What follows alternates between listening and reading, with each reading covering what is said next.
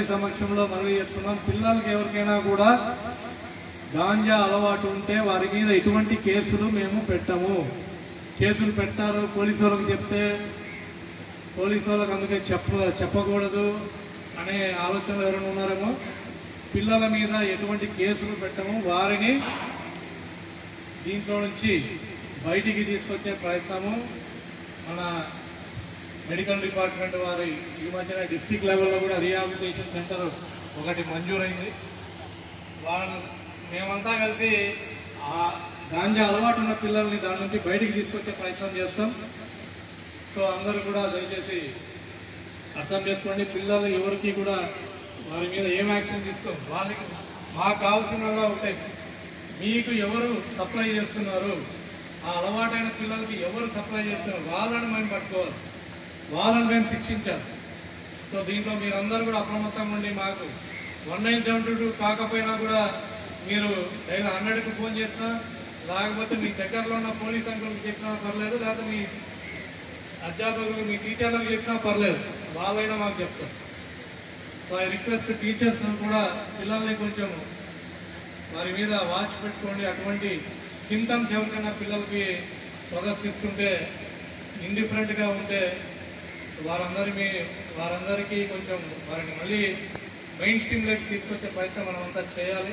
అది మా దృష్టి కూడా తెస్తే మనము కలెక్టర్ గారి లెవెల్లో కూడా మెడికల్ డిపార్ట్మెంట్ సహకారంతో ఏ విధంగా మనల్ని మళ్ళీ మనము మంచి మార్గంలో తెచ్చేయచ్చు, పేరెంట్స్ సహకారంతో మీ సహకారంతో మనము ఇదంతా చేయొచ్చు అని మీకు కూడా నేను కోరుతున్నాను. దేశ అభివృద్ధిలో ముఖ్యమైన పాత్ర పోషిస్తుంది. అందువల్ల గరిష్ట సంఖ్యలో యువత మాదక ద్రవ్య రహిత భారతదేశ ప్రచారంలో చేరడం చాలా ముఖ్యం. దేశం యొక్క ఈ సవాలును స్వీకరిస్తూ ఈరోజు మనం ఆశాముక్త భారత్ అభియాన్ కింద ఐక్యమై సమాజం, కుటుంబం, స్నేహితులు మాత్రమే కాకుండా మనం కూడా మాదక ద్రవ్య రహితంగా ఉంటామని ప్రతిజ్ఞ చేస్తున్నాము. ఎందుకంటే మార్పు మనతోనే ప్రారంభం కావాలి. కాబట్టి మనమందరం కలిసి మన పార్వతీపురం మన్యం జిల్లాని మాదక ద్రవ్య రహితంగా మార్చడానికి దృఢమైన నిర్ణయం తీసుకుందాం.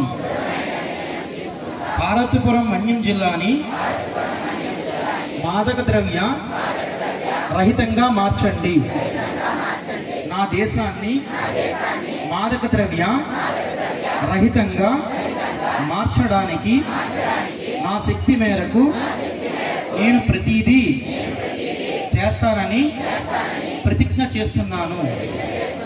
జై హింద్.